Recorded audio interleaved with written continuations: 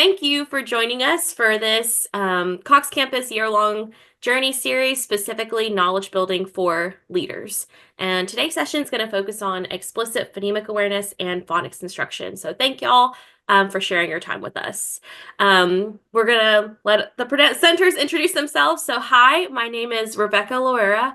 I'm a K through third grade Science of Reading professional development coach serving at the Rollins Center for Language and Literacy. So working in the field and helping district leaders and school leaders implement literacy change.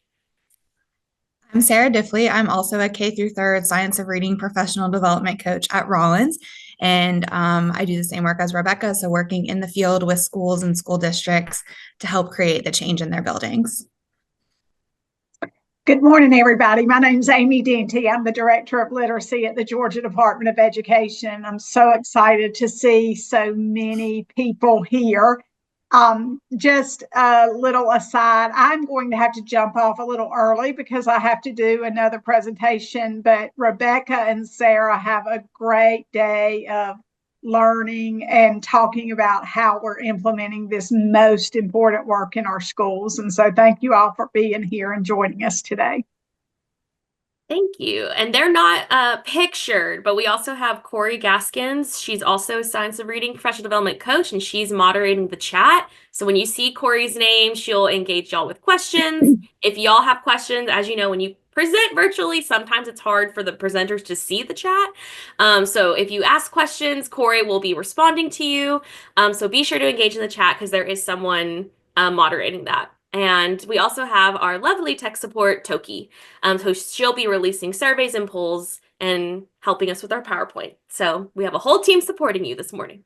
Some background on knowledge building for leaders is that it is a webinar series specifically targeting for district leaders, school leaders, teacher leaders, instructional mentors, instructional coaches, anything like that, because we know that school transformation, school change, in order to affect student achievement in literacy, it starts with our leadership, right? So this series was designed as a way to bring together leaders to discuss these topics. So one thing we do usually say is that when you're attending this session, to try and complete the courses. So the courses for this session is phonics and early literacy. If you haven't done those, that's okay. You can do them later. Hopefully this will inspire you to go do those courses so you can dive deeper into it. Just know that when we're doing the knowledge, it may be a little bit higher level because we create it based on if people have taken the course. So that's okay though. Stick around. Hope you'll still get lots of good things out of today. Okay, we go to the next slide. So just to introduce Cox Campus, I saw that there was a lot of first timers to Cox Campus too. When asked, are you a member of Cox Campus? There was a lot of no's. So hello, welcome everyone. So just to introduce you to Cox Campus, these are our core values. So every experience you have with us, we want it to be rewarding. We want it to do good for you so that you can go and do good for others. And we can empower you to have a clear sense of what to do to secure better futures for children. We want y'all to connect with one another, connect with us. We want this to be a safe learning environment. So please know any questions you have, any comments, like that's why we have that chat. That's why we have Corey, so that you can have a safe environment to learn. And we are delivering essential knowledge. Just like Amy said, this is the most important work to affect change in our schools, student outcomes. So we are acting from evidence-based practices and the science of reading. So our purpose here today is really to provide support for enabling systems and structures for literacy. And so we want to be able to learn together. We know that by providing you a network of other people who are doing the same work and learning together, that just improves our efficacy in this work. And of course, engaging as a network, many of you who are on the call, I've enjoyed seeing all the names, participated with us last year in our knowledge building for leaders. And so this year we're revisiting those modules, but taking it to the next level of how we're implementing this work in classrooms with students. And of course, we also want to support everyone in just preparing for these changes and ensuring that we're providing both strong support and strong accountability for making good things happen in our classrooms. All right, so here's our agenda for today. So we've divided it out into 4 sections. First, we're going to build our knowledge, make sure we're all speaking the same language when it comes to phonemic awareness and phonics. We're going to talk about what does it actually look like and what do we want to see day to day in our classrooms. And in order to see that day to day, what do systems and structures need to look like to enable that to happen? We are going to be sharing a lot of resources throughout the presentation. Don't fret. We have a 1-pager resource list that you'll get at the end of this presentation with everything linked for you, and then some reflection at the end. We're going to start with knowledge building. So again, this may feel a little bit high overview. That's okay. There's always the course you can go back to. So hopefully you're familiar with this. This is Hollis Scarborough's reading rope. So in this reading model, skillful reading comprehension is a combination of these 2 things, right? Listening comprehension, decoding, language comprehension, word recognition. So these 2 components are essential for being a proficient reader. And they're made up of multiple subskills, as you can see below them. So in order to become a proficient reader, students have to be proficient in both. But in this session, we're going to focus on those word recognition skills, so those bottom 3 strands of the rope. So as we're connecting phonemic awareness and phonics, we have to talk about the orthographic mapping process. Say that to yourself 3 times, orthographic mapping process. So what I want you to look at first is this picture of the brain. So this is a lovely picture of the left side of your brain, right? And as teachers, you are developing the neural pathways in the brain through successful instructional experiences. So that sound to meaning is, which is the phonological to the meaning, that's what our brain is wired for. That's natural. So when we're connecting the spoken language to our orthographic processor, our vision, we're seeing those letters and connecting those letters to sounds. You're developing new neural pathways to connect the visual representation of the word to spoken language and also to meaning. So we often tell teachers that you are a non-invasive neurosurgeon, and everything you're doing is facilitating those neural pathways coming together. So be sure to tell your teachers, if you're a leader, hey, you're doing a great job being a non-invasive neurosurgeon. So let's talk about the picture right next to the lovely brain. That is a picture of the 4-part processor from Seidenberg and McClellan. I often say this is the recipe for a really good lesson plan, is thinking about these 4 processors and how are we engaging each of these 4 processors. So let's do just a quick example. And if I'm trying to get a child to recognize the word, what is going on in that child's brain? So we start with the orthographic processor. That's our visual box, our letter box, if you will. And let's say a child is looking at these letters showing in the orthographic processor. So they're looking at B-A-T. Okay, they see those letters. We got to connect that to the phonological processor where sound and spoken language live. So B-A-T spells B-at, bat. Okay, we got that. We connected the spoken word to the written word, and we know that that's phonics instruction connecting that. But it's not enough just to do that, right? Because those are just kind of random letters and random sounds, and what does that mean? Or a child can be bringing a lot of background knowledge too into thinking about the meaning of that. So when you think of bat, what do you think of? Type in the chat before we show it. So what are some meanings of bat that you can think of? Bat your eyes, an animal, baseball, a flying mammal, vampires. Oh, Hit away. Yep. Oh, bat and insect. Okay, like bat an and insect. Stella Luna.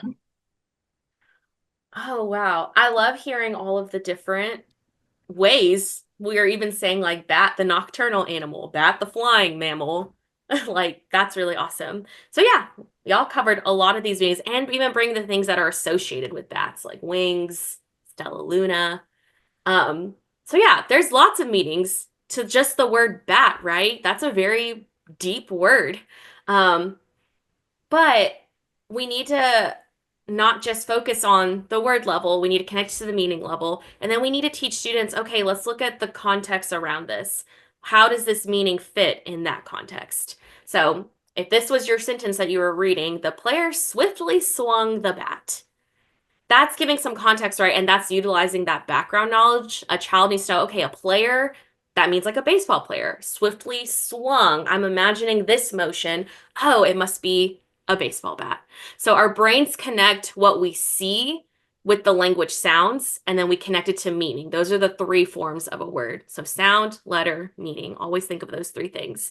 And when we connect those three things, we're helping children access meaning by sight, by permanently storing those words. All right, so that was just a really quick overview of how those two fit together. So now let's unpack phonemic awareness specifically. So as we go to the next slide, we do have the early literacy course. If you've taken this course, that's great. The course was updated in September, so really recently. So at Cox Campus, we do our best to stay current and aligned with scientific research. And as the science of reading research evolves, there also comes new insight into how children learn to read and how we as teachers are going to help them get there. So the research and the topics discussed in the early literacy course has advanced in the recent years. So we updated our course to make new instructional recommendations. And it was updated to reflect this back in September, so not too long ago. So if you've taken the course, we highly recommend retaking it in order to find the new updates and recommendations. So it's our example of our commitment to have up-to-date research. So let's talk about phonological awareness. And that's what kind of this unpacking is going to be, is talking about the up-to-date research. So phonological awareness is that umbrella term, right? You see that picture of the umbrella. It encompasses phonological sensitivity and phonemic awareness. So phonological sensitivity, those are those skills that are the larger chunks of sound, right? So think of words, we're chunking syllables and blending syllables, doing onset and rhyme. That bigger chunk, not the individual sounds. Phonemic awareness is required for skill reading, and that is the smallest unit of sound. So individual sounds, just like we did with the word bat, b, at. We segmented those sounds and we blended it together, right? And so phonemic awareness is that type of phonological awareness that is essential for reading. And to master the alphabetic principle, readers have to be phonemically aware. So I want y'all to just take a second to look at this quote from International Dyslexia Association. And as you look at it, I'll read it out loud. So we have to think about, we may see it as, and what previous research may have indicated, that is there's this instructional continuum, right? We have to start with phonological sensitivity. Kids have to rhyme. They have to blend onset and rhymes. They have to chunk syllables. And then after they've mastered that, then we can go on to phonemic awareness. But what the more up-to-date consensus is that actually when we delay phonemic awareness, we're impacting student achievement. That's unlikely to be the most direct and beneficial path. And teachers work hard every day, so it's our job to help them work smarter and not harder. So we know that phonological sensitivity skills are not prerequisites to phonemic awareness. So we have to start at the phoneme level as soon as possible, so that our teachers know what they can intentionally target to move our kids farther faster. So current recommendations, we're not saying throw out rhyming words or throw out syllable chunking. We're just saying be intentional when you choose to do those things. So, and teachers do this a lot, especially with attention getters. Like if I said hocus pocus, everybody focus, 1, 2, 3, all eyes on me. Teachers already do this a lot. So using those phonological sensitivity skills during other times, like during a brain break, like what a fun brain break to chunk syllables with your body. During transitions when we're getting in line or coming back into class, that's fine. Those are fun wordplay activities that are going to engage a child's spoken language. But we really need to focus and target instructional time using phonemic awareness activities. So doing isolating of the sounds, blending, segmenting. That needs to be the focus of instruction because that's going to be what gets kids directly to reading and spelling. And all of it, again, most effectively taught with letters. That is a more up-to-date consensus of the research. No longer doing it in the dark or only doing sound only activities. We know that we need to connect sound to letters, just like we showed you back with that 4-part processor. That's how we're going to get to move students to reading and spelling. So quick overview of phonemic awareness.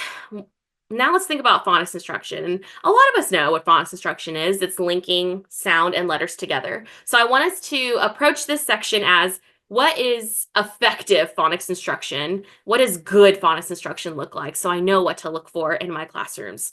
So as we go to the next slide, I'm going to give you a chance to just look over the definition of explicit, which explicit is one of those words that is one of the most overused yet underdefined words, in my opinion.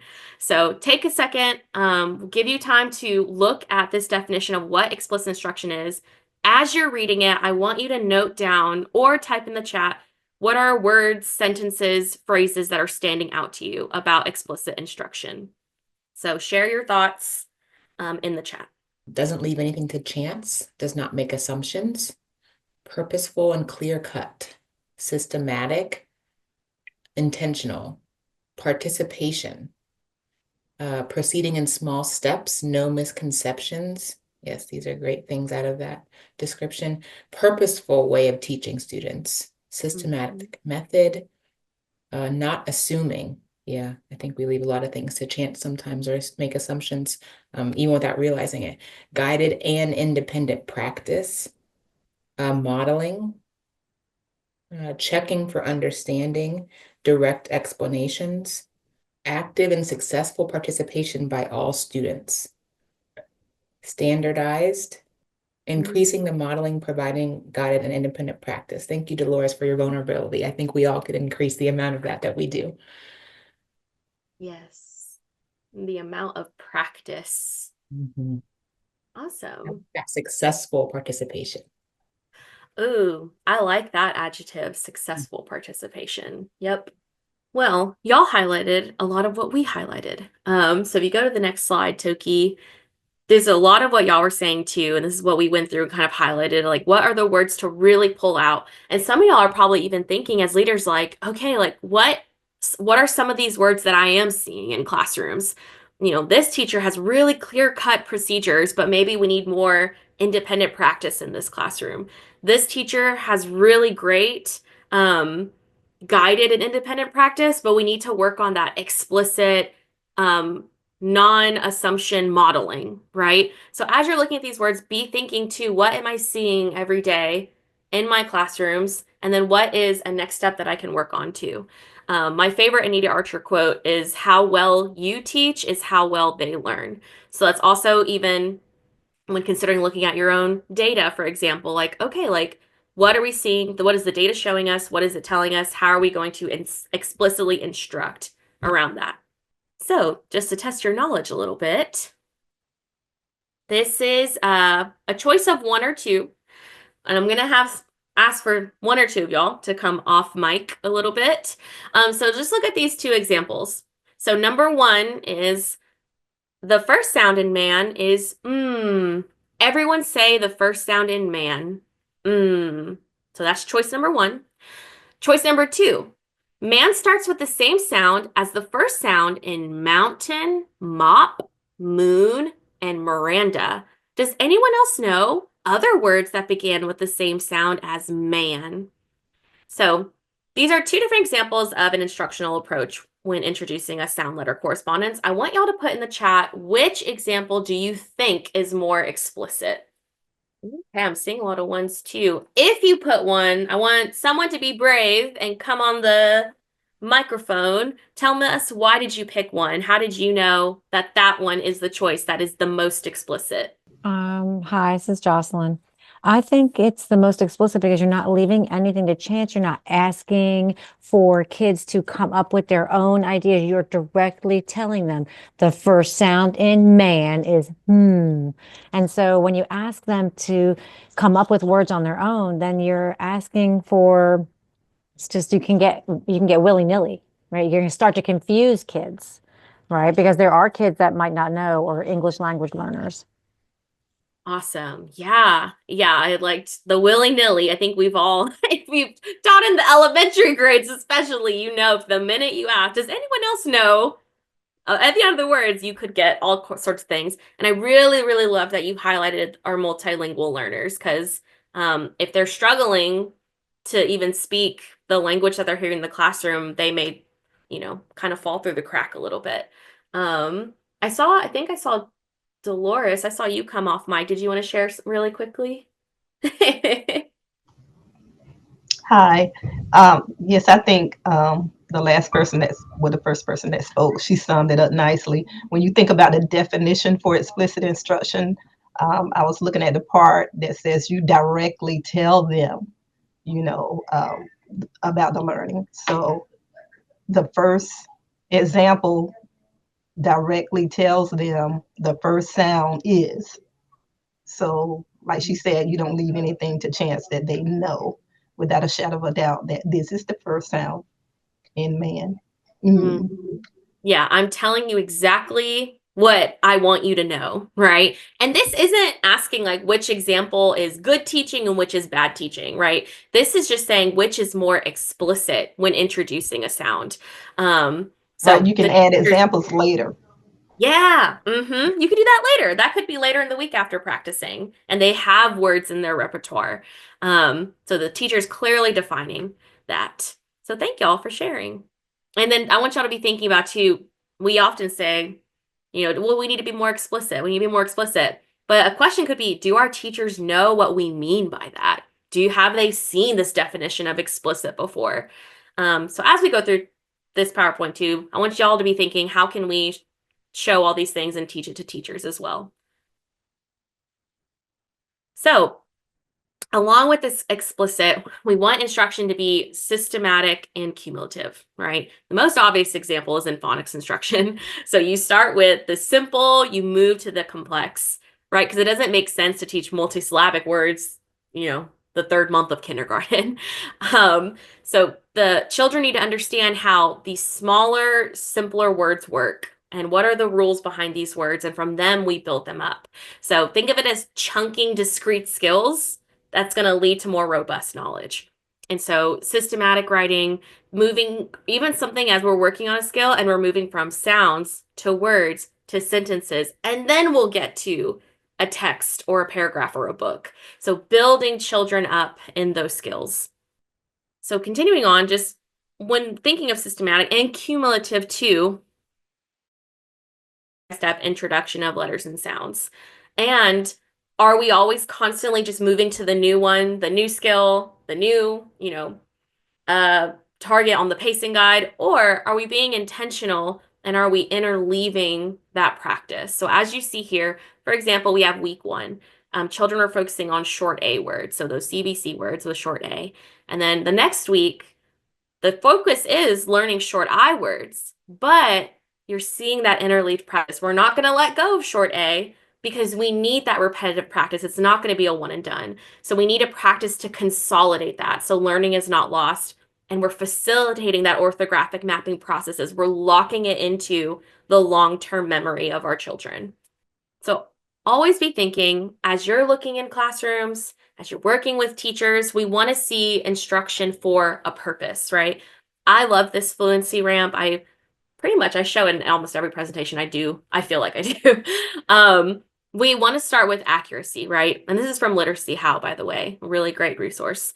We want to start with accuracy. So when planning our activities, we want kids to get the coding correct. We want them to read and spell accurately. And from accuracy, we don't want to be stuck there, right? We don't want to live in accuracy land and be stuck there, because that's when you get, you look at your data and like these kids are getting the nonsense words correct and they're accurate, but I'm seeing struggle in fluency or how they're retelling.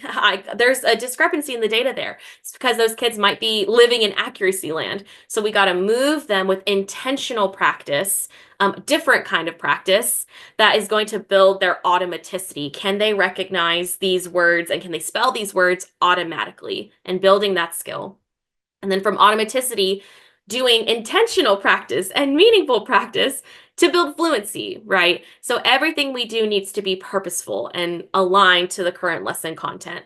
And I think when we frame it this way, it kind of alleviates that heaviness of a teacher, like I just got to keep going, just got to keep going, just got to keep going. No, like we got to look at our data and we can think, does this child need more accuracy practice? Do they need help in their automaticity, giving them more sentence scoops to do, helping them not to read sound by sound? So when we think of it this way, it reminds us to the amount of practice that needs to take place for a child. So we have a little quick quiz for y'all on the next slide. So as you're looking at these things, you're going to have 1 minute. I want you can do this on a notebook and then put it in the chat. Feel free to type in the chat and then send it when you're ready. So I want you to number 1 to 6. So 1, 2, 3, 4, 5, 6.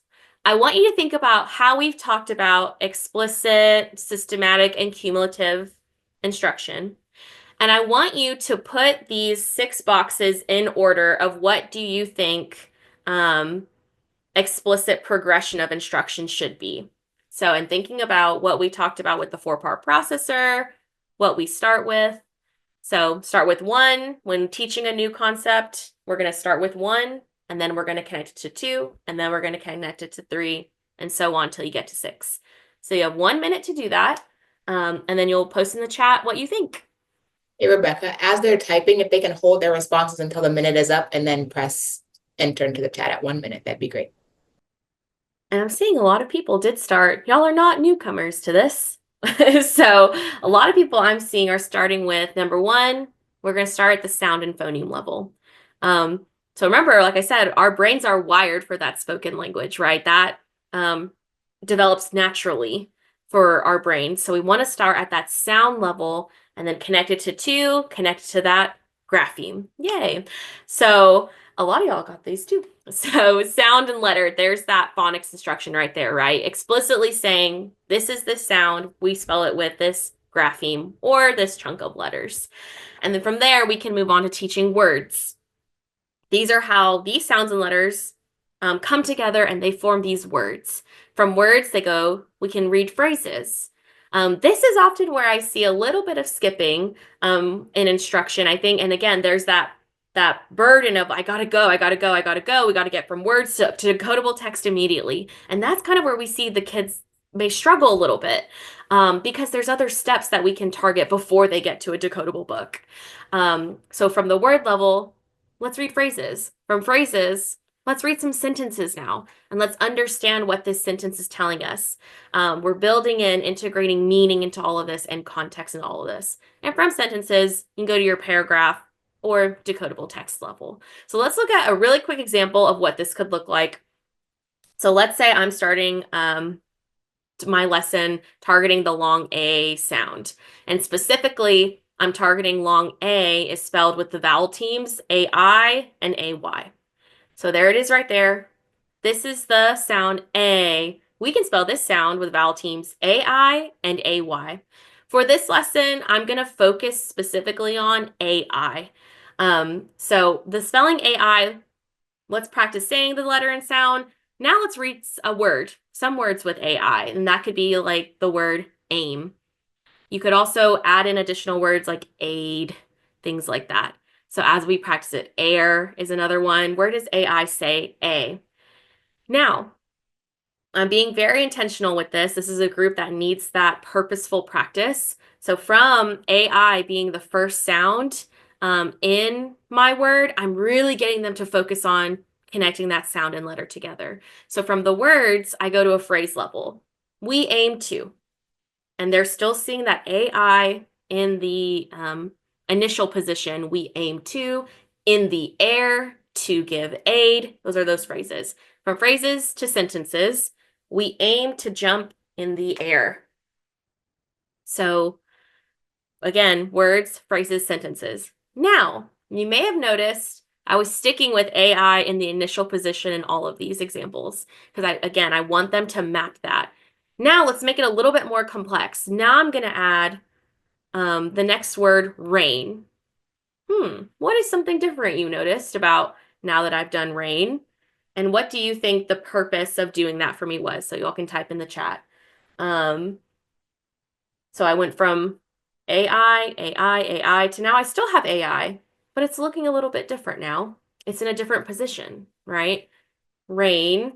And then I can go to the next phrase level, in the rain, and then sentence level, the train sits in the rain.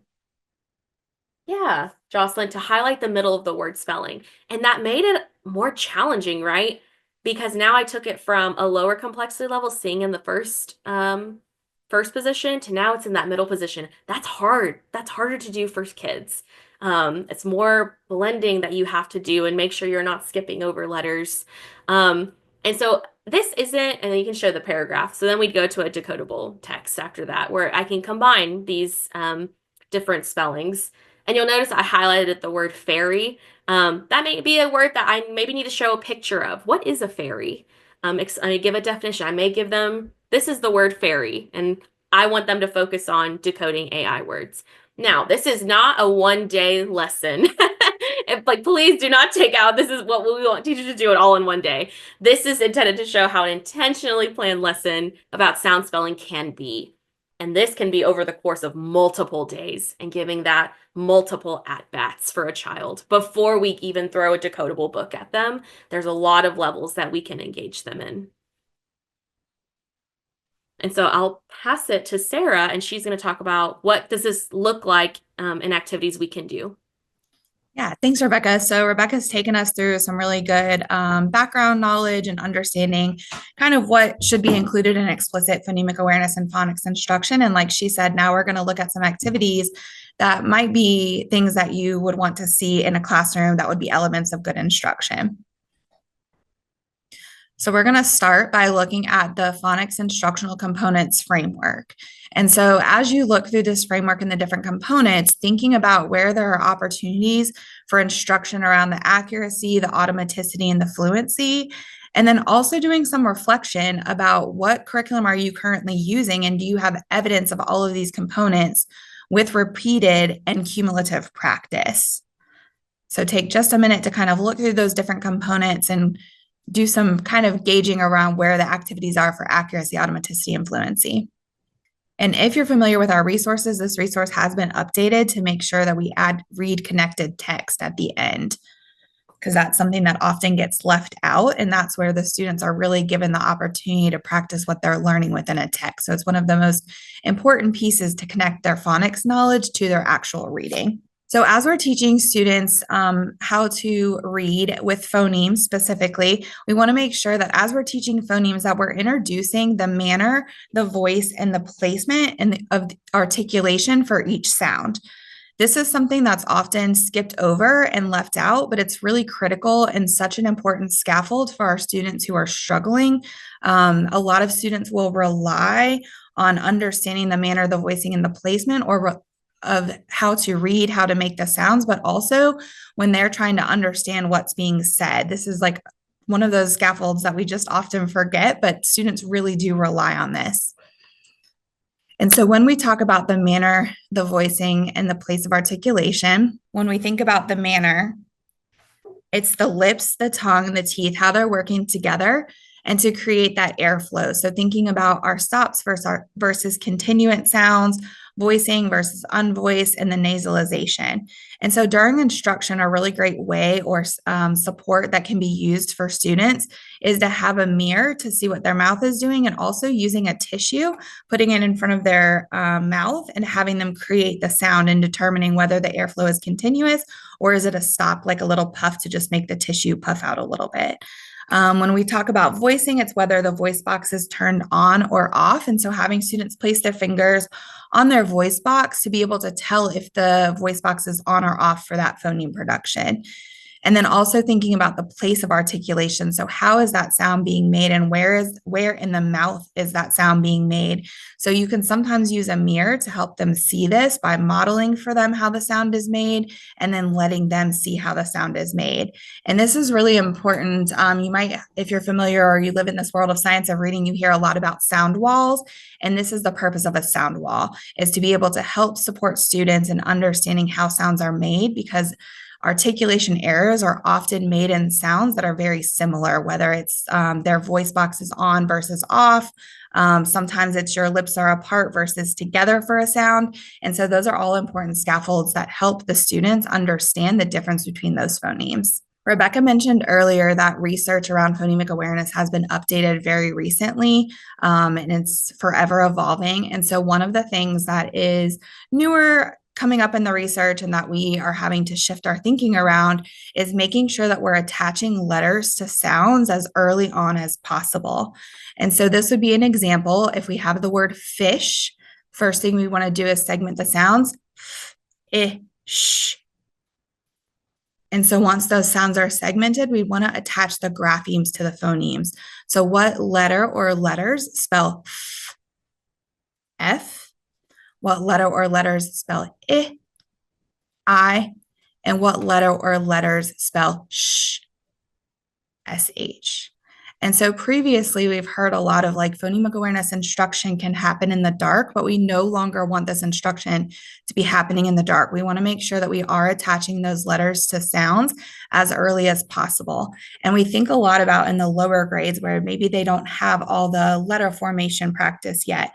We can be using letter tiles and modeling this for them to help make that connection happen a lot earlier on than we might have been doing previously. So we saw the fluency ramp earlier from Rebecca, and this is just another visual, but it adds different activities that can happen to support students being more accurate, being more automatic, and becoming more fluent.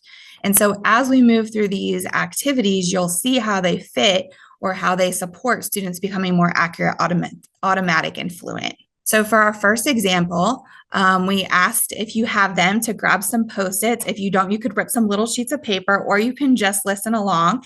But if you'll take just a few seconds to go ahead and write each of the 6 letters that you see on the bottom on a sticky note.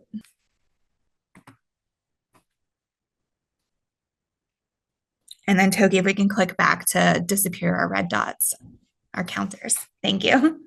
All right, so I asked you to write the letters on your sticky notes or paper because I wanted you guys to have the opportunity to actually practice this activity. But this is a great activity. This is a very common one. It hits a lot of different parts with the phoneme segmentation, the blending, attaching the graphemes to the phonemes. And so we're going to start. And the first thing that we're going to do is I'm going to say the word and then you'll repeat the word. Then we're going to tap it. I personally like to stretch my sounds out and keep my fingers up. And the reason I prefer that is because it allows the students to see where the sounds are, because if I'm tapping, they go away. I also want to make sure that if I'm stretching or tapping, I'm tapping for the students left to right. So for me, it will be right to left, just to visually show them where each of those sounds happen. Then we would use chips to move the chips up for each sounds. Then we would graph it by putting the letters in the correct order that represent each sound. So we want to make sure that we keep in mind that these are sound boxes. So each box represents one sound. So if you have a birthday that falls in an odd month and you're comfortable, I'm going to ask you to unmute. And so our first word is crest. Word. Okay, I see mouse moving. The next thing we're going to do is stretch the word out. So we can do it together. S, t. How many sounds do we have? I see 5. Thank you, Jocelyn. I can see you. And then we're going to go ahead and move our chips, one for each sound. And we're going to say the sound as we move the chips. So,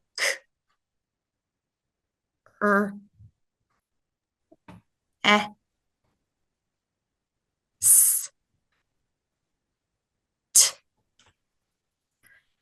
And so now that we have our chips moved, we're going to graph it. So what letter or letters spell k? And we're going to move that letter tile to the box. You can also have students write in there. Letter or letters that spell r. Letter or letters that spell eh. Letter or letters that spell s. And letter or letters that spell t.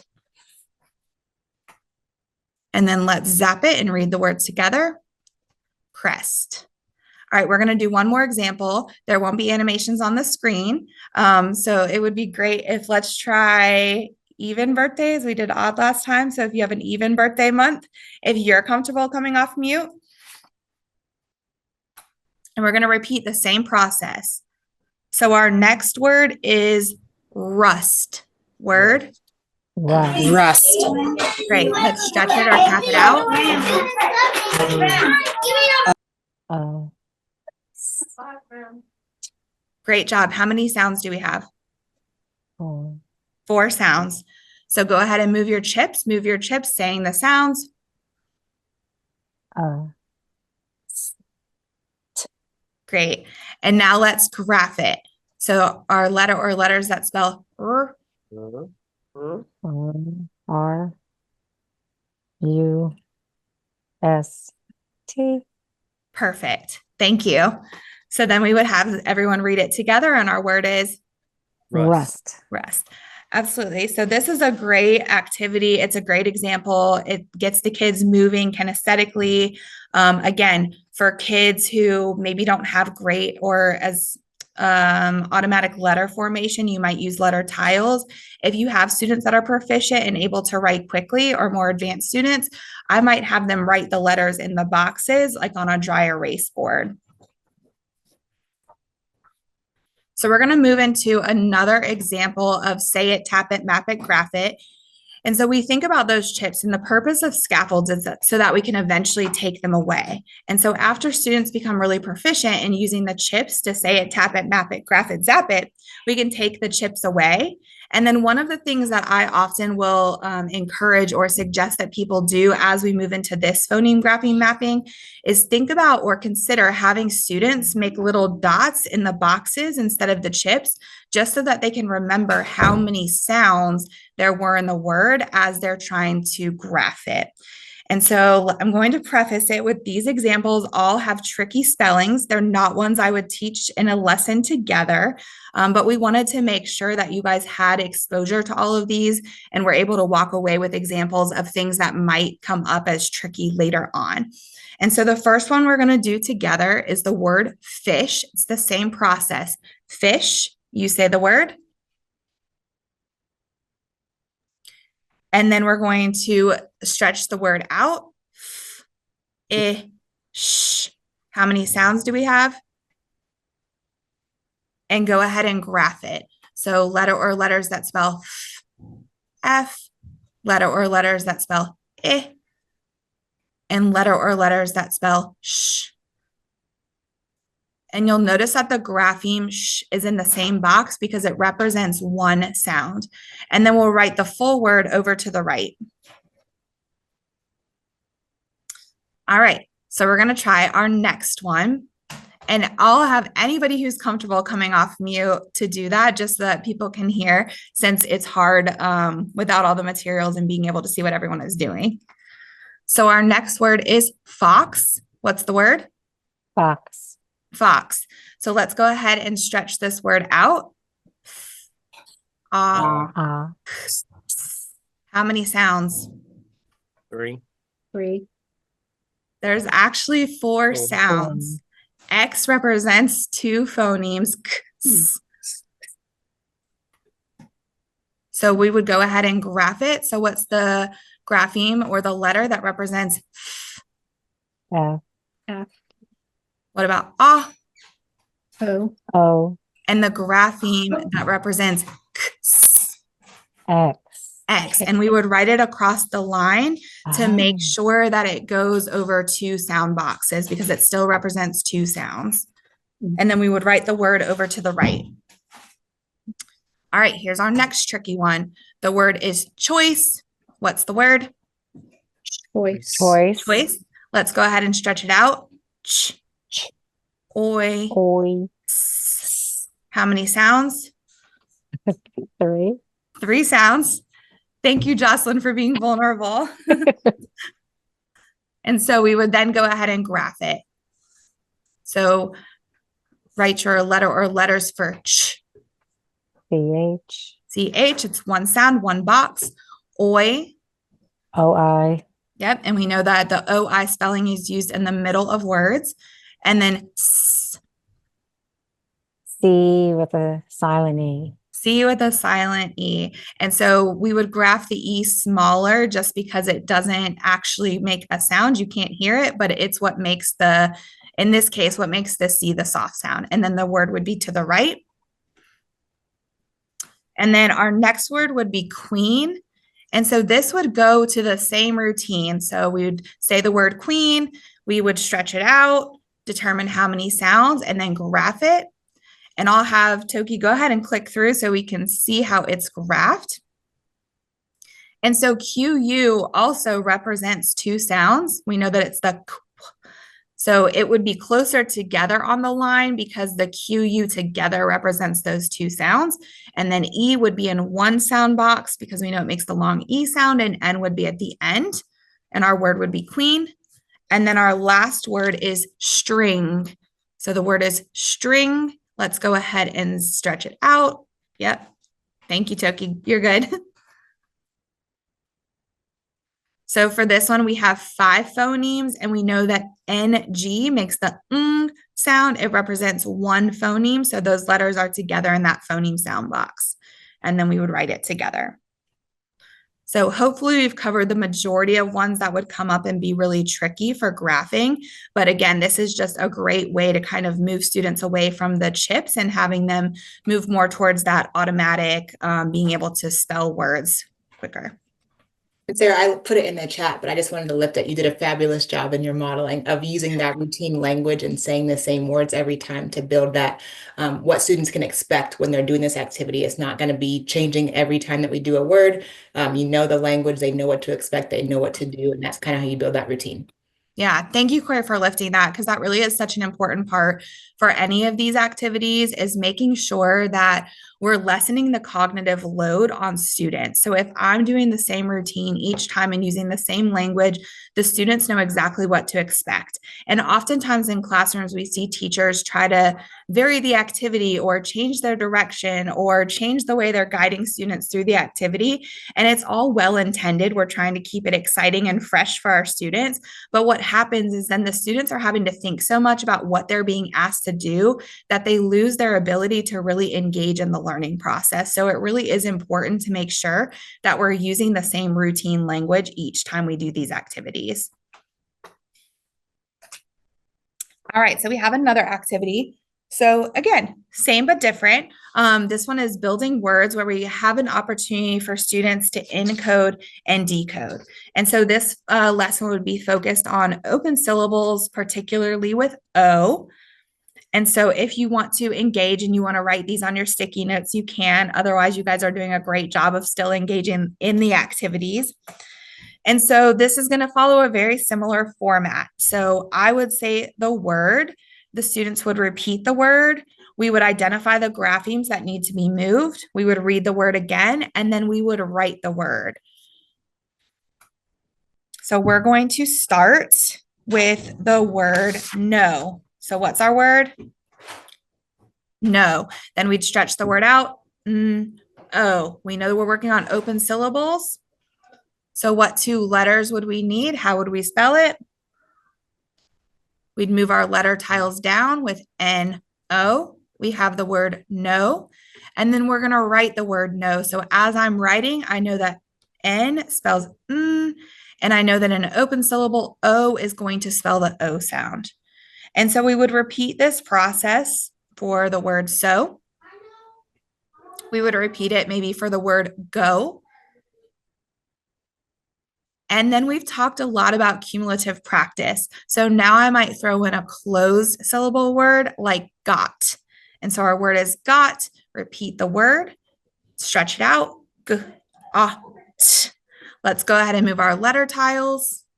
Let's read the word again, got. And now we're going to spell it g, ah, t.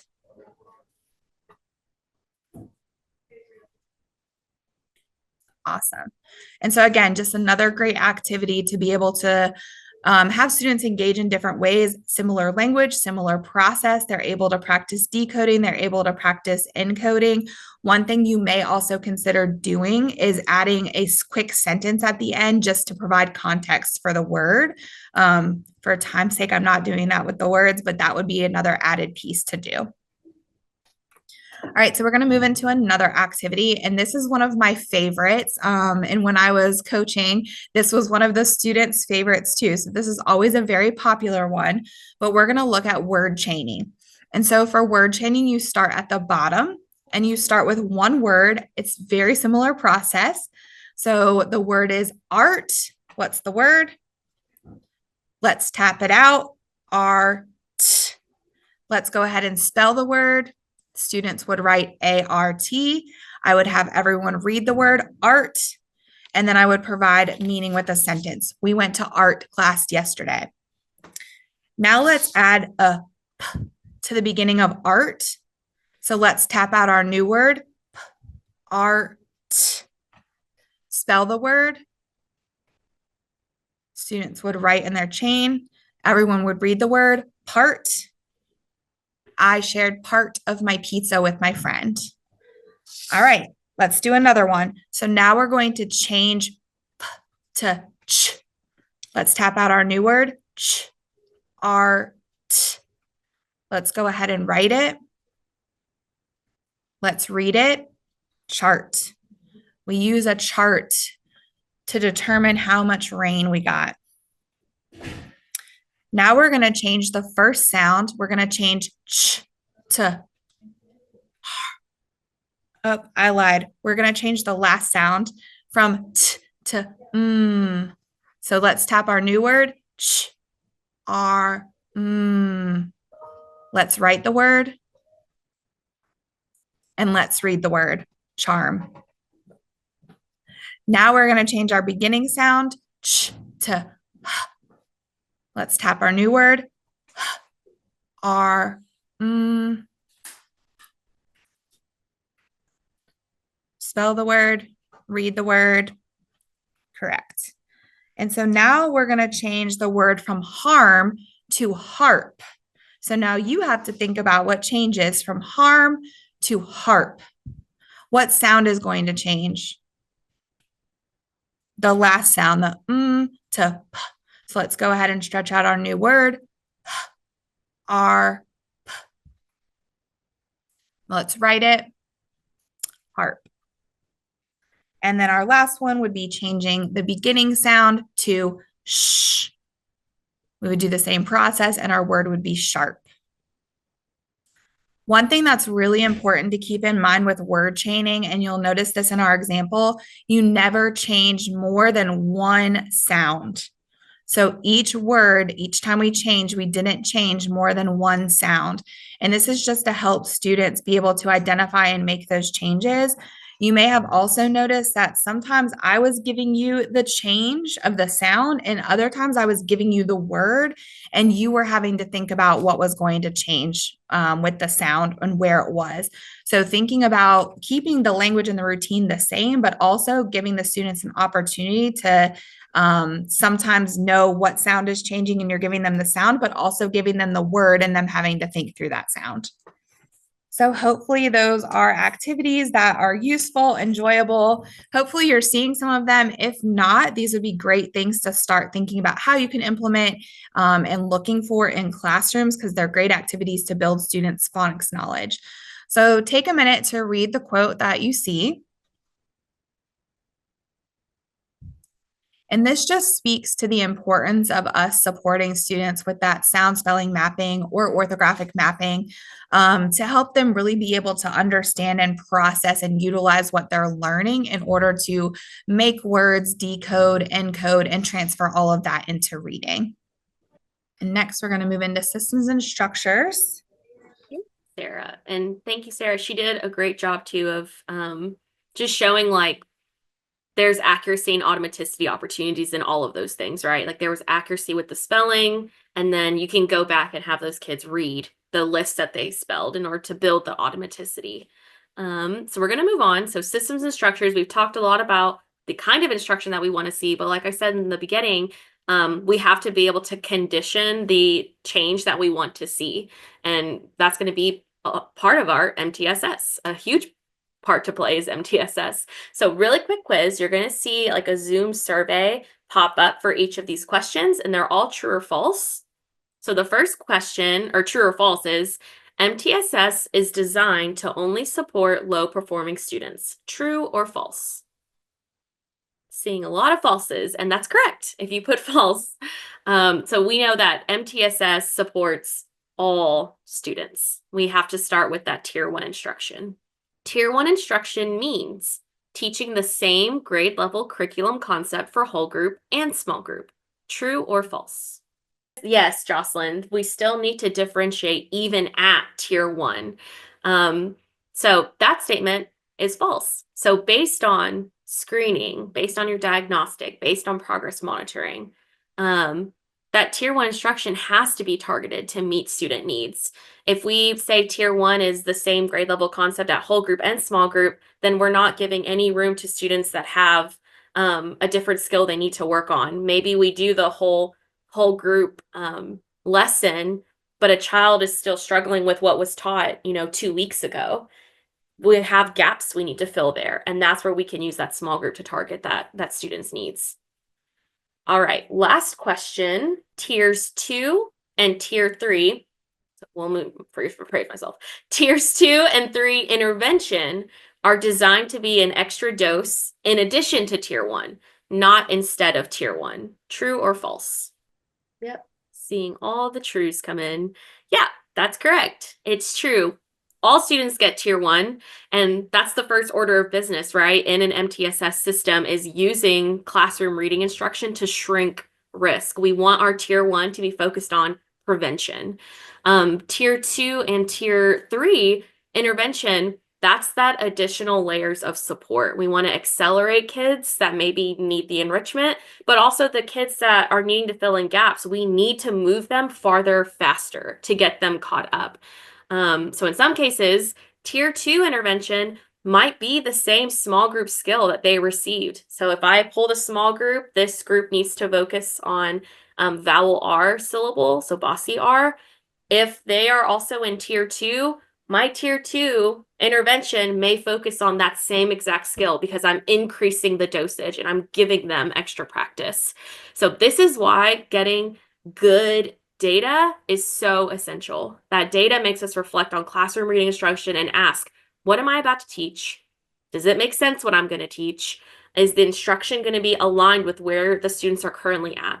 So let's look at on the next slide, what is the kind of data a teacher is going to need to answer those questions in a well-rounded way? So this is how we can set up our assessment systems for success. So as we just defined, tier 1 is for everyone, regardless of their current performance. And by design, tier 1 should be reaching 80% of our students.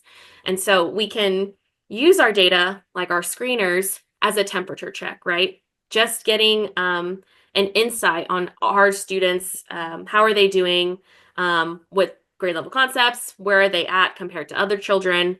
But it can't just stop at the screener. We can also employ diagnostics to really pinpoint what is the exact skill this child needs to work on. How can I dig deeper in that? And then that's going to inform our instructional delivery, our whole group, our small group, looking at our scope and sequence. And then from there, continuously progress monitoring, whether informal progress monitoring or formal progress monitoring, keeping track of, is the instruction that we're giving, is that working for this child? And that should show in our progress monitoring. And that cycle keeps repeating, right? A healthy system is going to be continuous.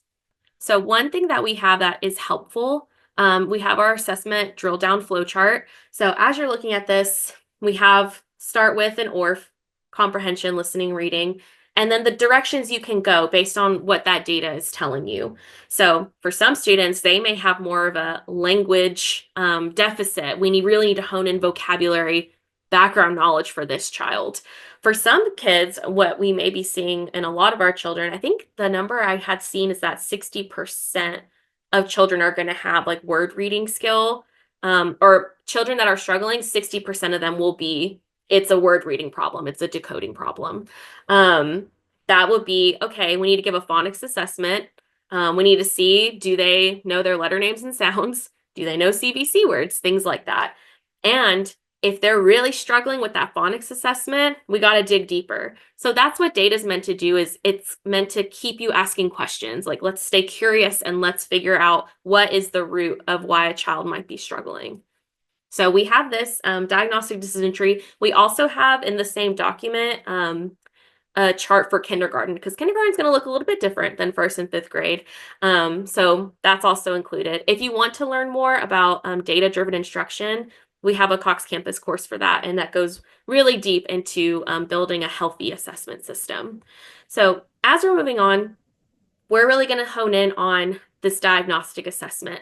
So once the universal screener is in place, it's critical to use diagnostic assessments to identify specific needs, right? When you go to a doctor for a checkup, that's like your screener, right? You get information regarding your overall health. If anything's appearing to be abnormal, the doctor doesn't say like, oh, like, you know, your blood pressure's a little high, we need a triple bypass surgery, right? You would go to a different doctor if that were the case. That doctor is going to say, what? We need to order more testing. We need to order more diagnostic to confirm what is going to be the most effective treatment for you. And that treatment's going to be the instruction when thinking of your students. So, and we schedule our follow-ups. That's our progress monitoring. So let's dig deep into what diagnostic assessments are out there that can be helpful for children. So first I said this earlier, a phonics or a decoding survey. So decoding survey allows a teacher to determine what specific phonics skills instruction needs to incur for a student. So that can be something like really great reading has an awesome diagnostic decoding survey for free. Cox Campus, we have a decoding diagnostic survey, also separated by the syllable type. So this can also be good for identifying children that they may need enrichment. Maybe they're far ahead and they've mastered key content. So how can we meet them where they're at and give them higher level things to do? So now decoding survey administration, we have some instructions on the next slide. You would have a child individually, one-on-one working with them. You give them the assessment and I'm reading off. As they're reading the words, I'm marking what they get correct, what words they get correct. If they miss a word, I'm marking what kind of mistake did they make. Was it a phonological error where they read the sound incorrectly? Was it an orthographic error where they were confusing maybe different phonics rules? When I note so specifically, that's giving us more data, right, to identify the specific gaps. Now, we do have an example of what this can look like. So on the next slide, this one at the top is one of a district that we have worked with. So they did it very simply. They had a Excel spreadsheet. They used a decoding phonics survey. I believe theirs was the core survey. And as you can see, this is like a handful of students from, I want to say, I think first or second grade. As you're looking at this, we can see short vowels in CVC, consonant blends, digraphs, and we can see, you know, the different colors that are aligned with the red, yellow, and green with their screener that they use. As you're looking at this, we get a lot of data from this. We see that this student, the second one, he was kind of struggling, right? So for his small group, he's going to start back at this lesson because we looked at and did an error analysis. This is where he needs to be in his small group lesson. That's not the whole group lesson, but this is what this child needs to get him caught up. You'll see too, we have two students that will be getting lesson 35B, right? And when you look at this chart, it looks like they're very different. Like they have different scores, they have different colors in certain areas. Again, this is where the beauty of listening and taking explicit notes on a child is so helpful, because when we did this error analysis, these two children were both making similar errors. They were having gaps in the same places. So they were placed in a small group together to work on those specific skills. So we do have a student data profile sheet. It looks a little bit different, but it kind of was born out of the one that we see at the top, where you can keep all student data, all classroom data in one place using our Cox Campus diagnostic. And again, that'll be shared at the end. So the next kind of diagnostic survey is a spelling inventory. So that provides insight into both phonemic awareness and phonics instruction. We can look at student spelling errors, and that'll help us, again, still understand, are they making phonemic errors or are they making orthographic errors? Or even, are they making morphological errors? Are they confusing morphemes? Keep in mind, spelling inventory is not going to be a comprehensive assessment of every single spelling rule, but that's going to be an indicator of students' general master of phonics concepts. And another option, again, this is our Cox Campus phonics encoding. Another great option is the primary spelling inventory, which you could find online. what a lot of people like about the spelling inventory, you can go to the next slide, Toki. Sometimes with a diagnostic, it could be a matter of human capacity or time of administering that individual diagnostic one-on-one. If that's the case, we'll usually tell schools, all right, just give us spelling inventory. That can be done whole class. The teacher can do it. It's kind of like a spelling test, but that's still going to give you that data that you need about how a child is spelling. So that is a great option to use as a diagnostic as well. Now, we do caution against computer-based diagnostic assessments. And I know computer-based diagnostic assessments are appealing, they're convenient, they're time, you don't need a human to like manage all the things. But that face-to-face interaction between a teacher and a student gives that valuable insight. And again, taking those exact notes, what did they miss? And there's always issues with tech, and did the microphone catch them right? Things like that. So we don't want a computer based to be the only source of assessment for students, especially if we're trying to pinpoint what skill they need to work on. So we've done a lot of talking and we've gone through as much knowledge building as we could, just showed you what it looks like, talked about assessment systems really quickly. We want you to take a look at this case study. We want you to read it, put yourselves in the shoe of a leader giving recommendations to this teacher. So go ahead and read this case study. I'll read it out loud too. And I want you to think about, type in the chat what your thoughts are. So at the middle of the year, a district screener showed that a second grade student is performing at grade level in reading. However, their teacher has noticed some underlying struggles during daily classroom instruction. The student is often hesitating or showing difficulty with automatic blending when reading words that contain different phonics patterns covered earlier in the year. The student sometimes guesses at words, especially those with consonant clusters and vowel teams. The student also may misidentify some of these words as high-frequency words that they have already learned. The teacher is concerned that this gap in accuracy and automaticity may prevent the student from fully mastering the skills needed to fluently read more complex text. So the screener showed that this child's on grade level, but the teacher is noticing some things, and you can kind of see an example of that in the pictures. What next steps should the teacher take to better understand the student's instructional needs? What instructional strategies can you recommend the teacher utilize? So take time to think, type in the chat, or come off mute too if you want to talk through and share your thoughts. Chloe says screen for ORF, work at the word level to improve accuracy and fluency. Kim said to utilize a phonics decoding survey, maybe to really pinpoint where the difficulties are.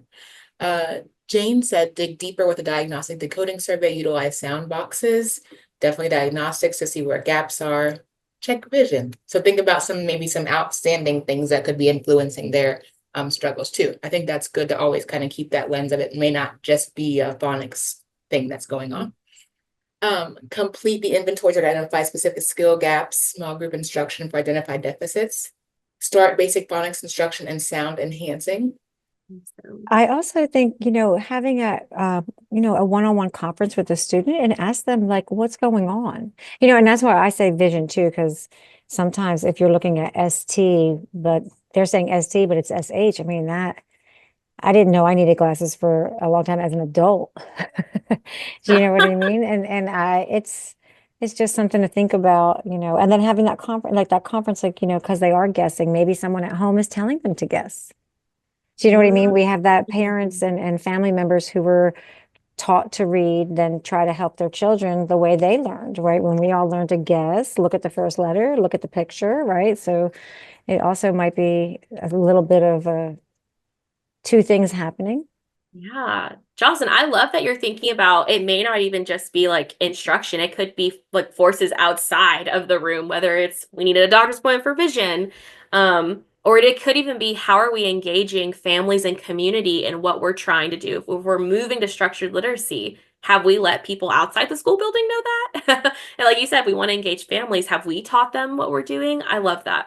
That is funny, Jocelyn, too. I had a student that he struggled to hear sounds, and his mom was like, I think he needs to get his tubes in his ears cleaned. And apparently they got him cleaned, and he could hear he started accelerating. I was like, what? And he had trouble hearing phonemes. He just needed his little ear tubes cleaned. So you That's never so know. funny. Well, I always think about that. My husband's a coach and he coached high school for a long time. And one of the boys kept missing headers and he said, what's going on? And he ended up getting his eyes checked. He wore glasses and never missed another head. Awesome. Well, thank y'all. Thank y'all for engaging in the chat. Yes, definitely that screener is an indicator that this child is on grade level, but it's not necessarily saying that, oh, this child is proficient, right? And he's clearly showing struggle. So conducting a diagnostic phonics survey, whether encoding or decoding, and that teacher can move beyond the temperature check too to target specific phonics skills. And also, like Jocelyn was saying, let's think about maybe other outside factors. And thank y'all for putting all the instructional steps too.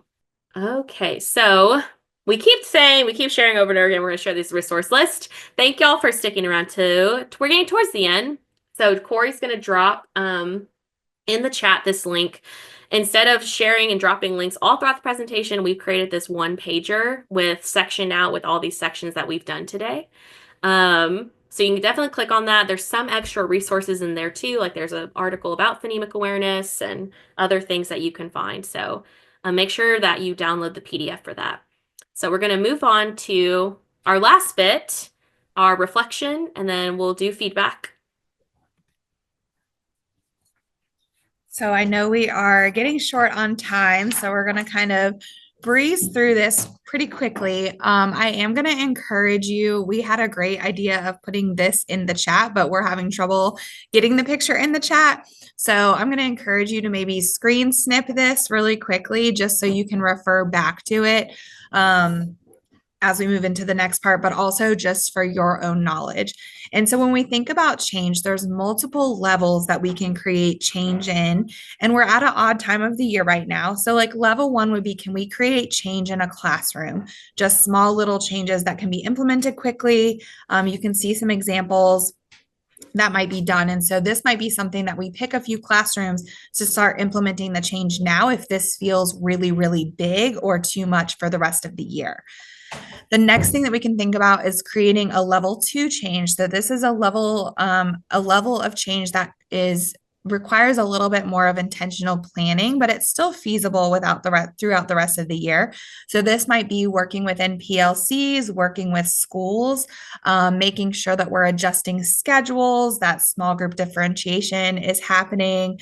Are we using diagnostic assessments to really inform our instruction? And then we have a level 3 change. And so this is often a change that requires some restructuring from your district or your school level. And so this is going to be likely planning ahead for next year. And now is a great time to start thinking about what some of your level 3 changes would be for next year. So this might be looking at new curriculums, adjusting scope and sequences. Are we expecting to see sound walls in every classroom? Do we need to make changes around how we're reporting on report cards? So these are going to be those bigger changes that are going to happen at a bigger scale. And so depending on your role and your position, like some of these are feasible and some of these might be, as we like to say, above your pay grade. But they're also like one of my favorite things to think about is how do I lead from where I am? And so you guys are here, you are in this session to help create the change and move forward. And so don't feel like just because some of these changes are above your pay grade that you can't have an impact. So feel free to bring these to the people who do make these decisions and make these suggestions, because sometimes people just don't know what they don't know. So thinking about these different levels of change and scaling the change, I want you to think about what you can start, something that you might need to stop, some practices that you might want to continue, and some things that maybe you want to continue, but you just want to change a little bit to help fit based on something that you heard from us today. And so your goal would be to create about 3 goals for your building or whatever you have control over, but moving forward. And again, thinking about something that you want to start, something that you want to stop. So are there practices that are happening that you know need to be like hard stop right now? What are things that are already going well that you want to continue? And what are some practices that are almost there, but we might just need to make some slight adjustments to help it fit into what we're learning and knowing better? And so, for time's sake, we're going to leave you with this task to do as kind of a reflection and after piece after you leave us today. But definitely think about those changes. You can make some changes as early as next week, and it might just be with one teacher that you know is willing to make some of these changes in their classroom. And so, I love this quote. We have work to do, but it's not impossible work. It is a matter of focus. It's a matter of communication, and it's a matter of collaboration. It's a matter of will. So we appreciate you guys being here to help create the change in your classrooms, your schools, your buildings, your districts. Because again, once we know better, we can start doing better. So we do have a lot of work, but it's doable. And the first step is you guys being here.